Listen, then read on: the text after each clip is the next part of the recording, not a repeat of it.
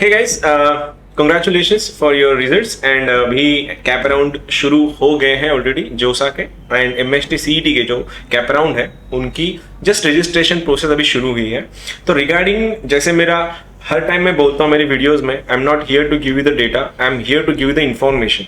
तो अल्टीमेटली मेरे सामने मुझे एक एक्सपर्ट्स चाहिए थे जिनके साथ मैं ये सब डिस्कस कर सकूं। मेरे साथ फ्रेम में पवार सर है, he is a TPO in Aurangabad का one of the best college जो CSMS कॉलेज ऑफ इंजीनियरिंग है। यहाँ पे sir as an training and placement officer है एंड ही मतलब ये सब एडमिशन प्रोसेस कैप राउंड की सब पूरा अरेंजमेंट सर देखते हैं। तो मुझे लगा कि he is the right guy कि जिनसे हम सारे के सारे एक्चुअल प्रोसेस समझ लें। जो बच्चों ने मुझसे जो भी क्वेरीज पूछी है तो मैं ये सारी क्वेरीज के आंसर्स सर से भी लूंगा। तो Pawar sir, welcome to E4U maths. Thank you very much Shailesh sir. Sir अभी जो इंटरनेट पे ना डेटा बहुत अवेलेबल है एंड हमें ना बच्चों को इन्फॉर्मेशन देनी है, वो टू द पॉइंट देनी है। तो सर ये कैप राउंड जो हो रहा है अभी तो जस्ट रजिस्ट्रेशन प्रोसेस शुरू हुई है, क्या आप हमें थोड़ा शॉर्ट में बता पाएंगे ये एक्चुअल प्रोसेस कहाँ से कहाँ तक जाएगी? यस, अभी online registration and document verification की प्रोसेस स्टार्ट हो चुकी है स्टेट सीईटी सेल की। जिन्होंने MST CET 2022 PCM ग्रुप का अपीयर किया था और जिन्होंने JEE मेंस 2022 दिया था, ये स्टूडेंट्स ये प्रोसेस में आ सकते हैं for taking admissions to engineering institutes located in Maharashtra. तो उसकी प्रोसेस जो है ऑनलाइन रजिस्ट्रेशन की, that has been started from 21 सितंबर और online registration and document verification ये 4 अक्टूबर तक खत्म हो जाएगी। उसके पहले ही आपको खुद को एनरोल करना है, online registration and document verification करके लेना है। FC पे जाके फैसिलिटेशन सेंटर पे ही जाके डॉक्यूमेंट वेरिफिकेशन होगा। इस बार का डॉक्यूमेंट वेरिफिकेशन ऑनलाइन नहीं है, इस बार का डॉक्यूमेंट वेरिफिकेशन ये ऑफलाइन मतलब फिजिकल मोड में है। आपको अप्रूव्ड फैसिलिटेशन सेंटर पे जाके ही आपको डॉक्यूमेंट वेरिफिकेशन 4 अक्टूबर के पहले करके लेना है। ओके, जो भी बच्चे अब तक वेट कर रहे थे या फिर जो कैजुअलनेस जो था अभी मत दिखाना प्लीज। 4 अक्टूबर आपका लास्ट डेट है। तो सर ये कैप राउंड जो शुरू होने वाले हैं तो ये से कैप राउंड एग्जैक्टली कैसे होते हैं, क्या बता पाएंगे हम लोगों को? यस, जैसे ही आपको आपकी ऑनलाइन रजिस्ट्रेशन और डॉक्यूमेंट वेरिफिकेशन की प्रोसेस खत्म हो जाएगी, उसके बाद मेरिट लिस्ट लगती है। वो मेरिट लिस्ट में आपका स्टेट मेरिट नंबर, आपका होम यूनिवर्सिटी मेरिट नंबर, आपका कैटेगरी वाइज रैंक, ये सब कुछ आता है उसमें। और उसके बाद फर्स्ट कैप राउंड स्टार्ट हो जाएगा।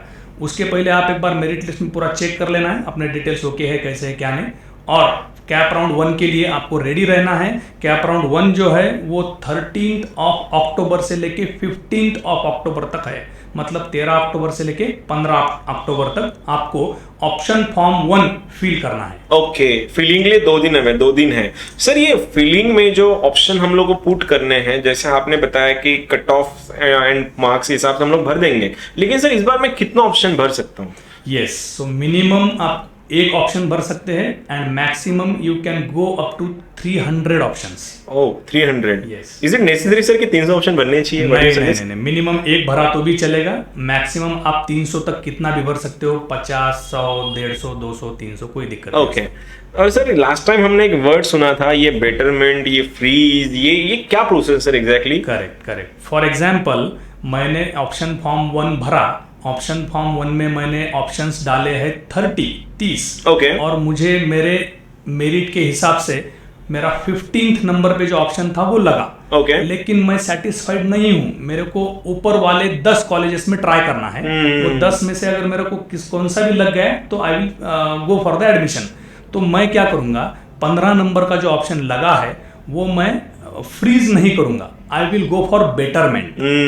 बट इसमें एक क्रक्स ये है कि अगर आप सीट एक्सेप्ट नहीं करोगे और डायरेक्ट बेटरमेंट के लिए नेक्स्ट राउंड को जाओगे तो ये जो 15th नंबर का ऑप्शन आपको लगा था ये आपके हाथ में नहीं रहेगा।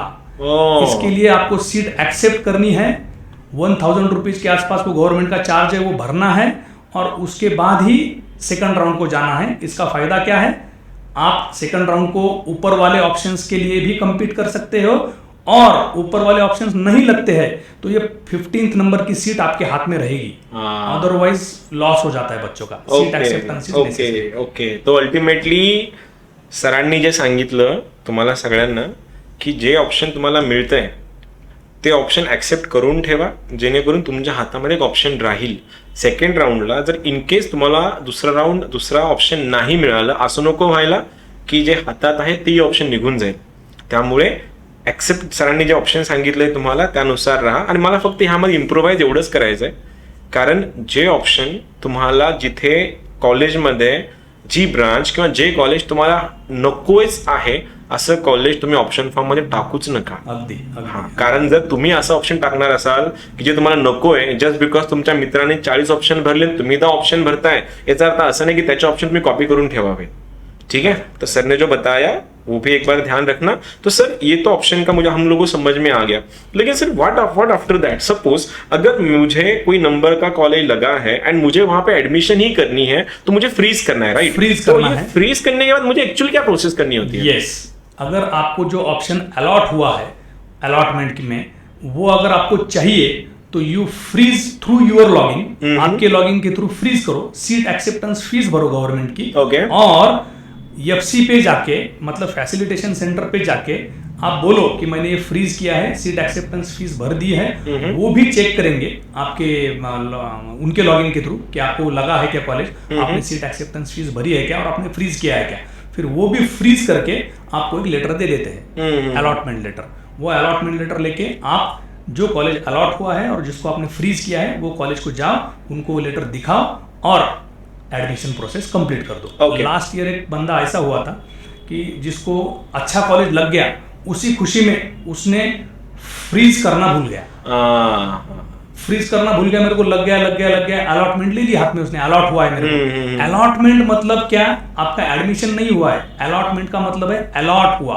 ओके. आपको उसको कन्वर्ट करना है फ्रीज में. Freeze. Yes, I am accepting that seat and I am freezing that one. तो ये जरूरी है फ्रीज में का और बेटरमेंट में का. ओके. तो सर ये तो हमारे कुछ स्टूडेंट्स हैं सर जिसने हमें मैसेज किया था कुछ दिन पहले. एक क्वेरी थी उन लोगों की कि सर ये TFWS कुछ होता है, ये व्हाट आर दी सीट्स. पहली चीज ये TFWS सीट्स क्या है, एंड दूसरी सर ये कुछ कॉलेजेस है किसी आई मीन पुणे साइड के है शायद, उन्होंने बाइलिंगुअल कुछ दिया है वहां पे. क्या आप बता सकते हो एग्जैक्टली दो चीजें क्या है? यस, अभी TFWS इसका फुल फॉर्म है ट्यूशन फी वेवियर स्कीम. ये जो है ये सुपर न्यूमरी कोटा बोलते हैं इसको. मतलब फॉर एग्जांपल मेरे इंस्टीट्यूट की मैकेनिकल इंजीनियरिंग की फर्स्ट ईयर की इनटेक अगर 60 है तो उसके ऊपर 5% सीट्स मैं TFWS के कोटा से भर सकता हूँ. मतलब 60 के ऊपर 3 और एडमिशंस में कर सकता हूँ. तो ये 3 सीट्स कौन से कोटा के लिए अलॉट है? TFWS. TFWS के लिए एलिजिबिलिटी ये है कि you should be student of Maharashtra and your family's annual income should be less than 8 lakhs. 8 lakh के अंदर आपका इनकम होना जरूरी है. और at the time of online registration you have to select that TFWS option. अगर मैंने ऑनलाइन रजिस्ट्रेशन के टाइम TFWS को यस नहीं बोला तो जब मैं ऑप्शन फॉर्म फिल करूंगा तो मेरे को कोई भी कॉलेज का TFWS का ऑप्शन दिखेगा ही नहीं. तो ये tuition fee waiver scheme is very I mean important scheme. जो भी फाइनेंशियली बहुत क्राइसिस में है बच्चे, ये उसका फायदा उठा सकते हैं. इसका आपको फीस के टाइम पे क्या फायदा होगा?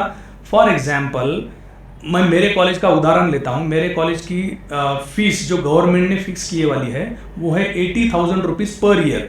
और उसमें 2 पार्ट होते हैं, एक ट्यूशन फीस और एक डेवलपमेंट फीस.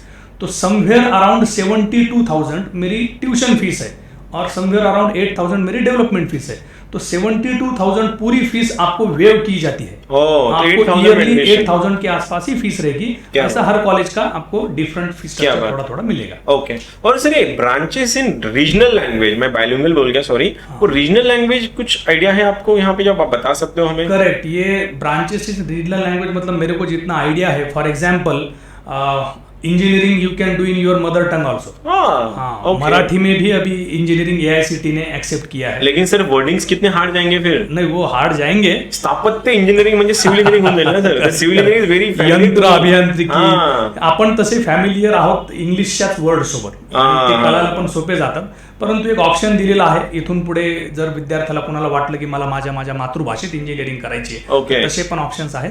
काही पुण्याच्या कॉलेजेसला तुम्हाला सापडतील. हाँ, आई होप तुम्हाला जिन लोगों ने मुझे पूछा था ये रीजनल क्या है, तो मैंने बोला था I need an appropriate person to ask, तो ये रहा आपका ये रहा आपका जवाब का क्वेरी का आंसर कि रीजनल लैंग्वेज में हो सकता है। तो सर आपने हमें कैप राउंड का बताया, आपने हमें फ्रीज एंड बेटरमेंट का भी बताया, तो सर लेकिन हमें एक लास्ट राउंड भी होता है, that is spot round. Spot round, तो सर ये स्पॉट राउंड की टर्म्स एंड कंडीशंस क्या बता सकते हो हमें एग्जैक्टली? पर्टिकुलरली लास्ट ईयर तक, मतलब बीच में 2-3 साल, ये स्पॉट राउंड जो हुआ ना, ये सिर्फ गवर्नमेंट इंजीनियरिंग इंस्टीट्यूट्स के लिए हुआ था। ओके। बाकी प्राइवेट कॉलेजेस में ये नहीं हुआ था।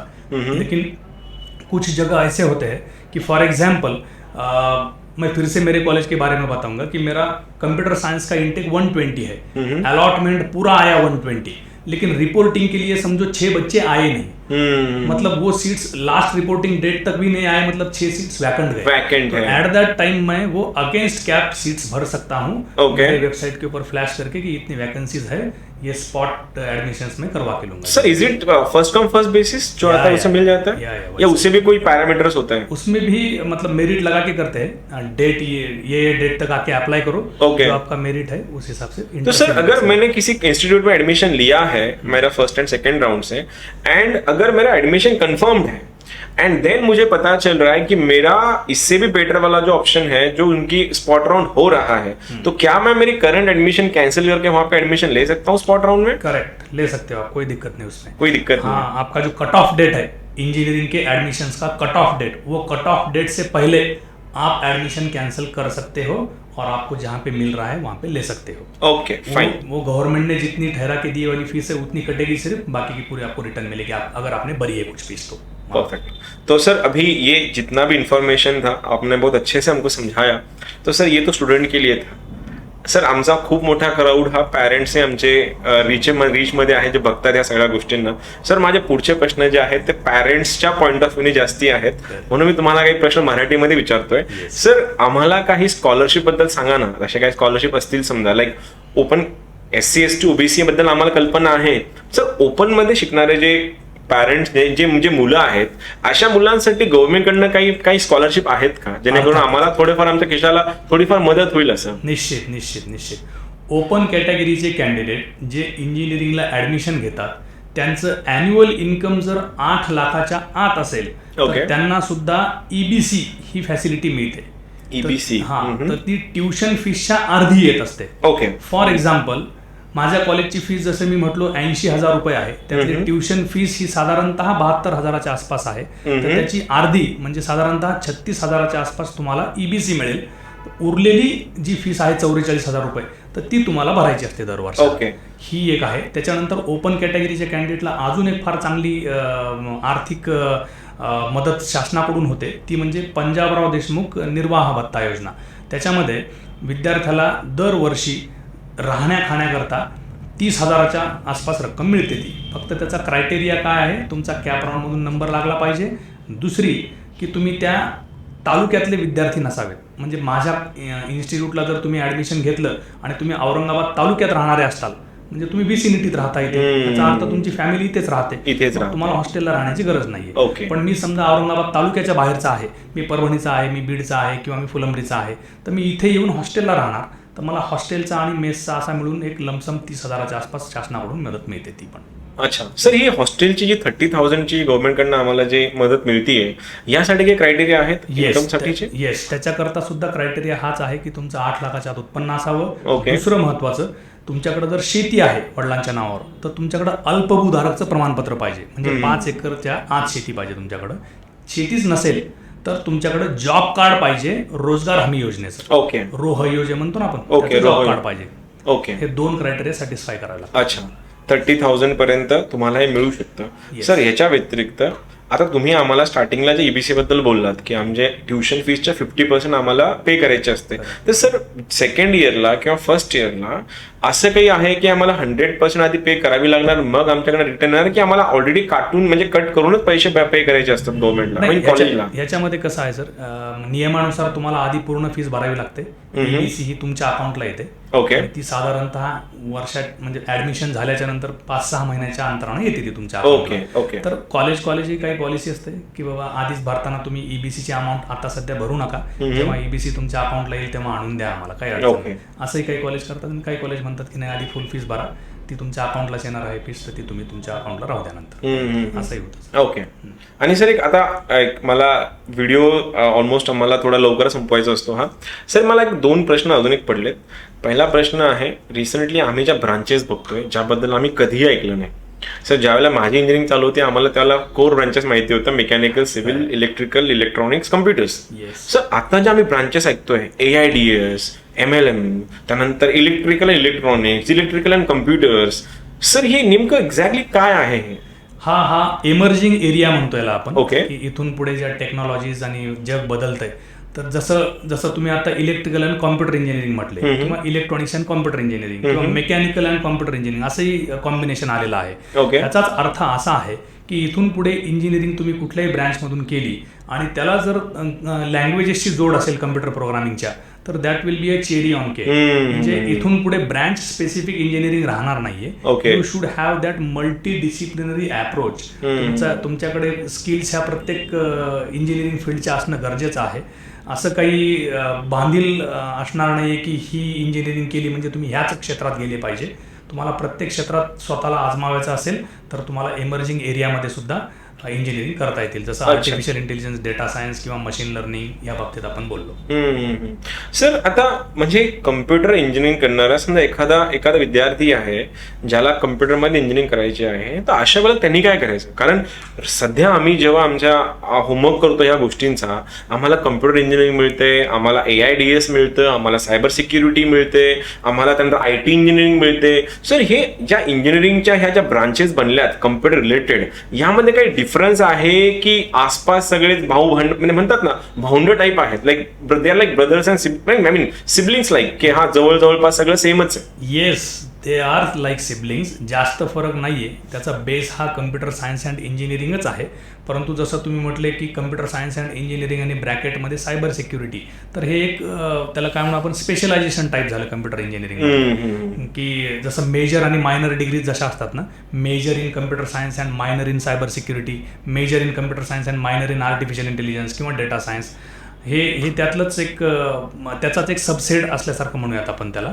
परंतु जर तुम्ही स्पेशलायझेशन म्हणले artificial intelligence and data science, plain branch, त्याच्यामध्ये कुठेही कम्प्युटर सायन्सचा उल्लेख नाहीये, तर ह्या ब्रांच पूर्ण स्पेशलाइज झाल्या. त्याच्यामध्ये टोटल आर्टिफिशियल इंटेलिजन्सवरती आणि डेटा सायन्सवरतीच फोकस असणार आहे. ओके सर, आम्हाला व्हिडिओ आता रॅप करायचा आहे, त्यामुळे तुम्हाला एक सिंपल शेवटचा प्रश्न, एक विद्यार्थी म्हणून प्रश्न.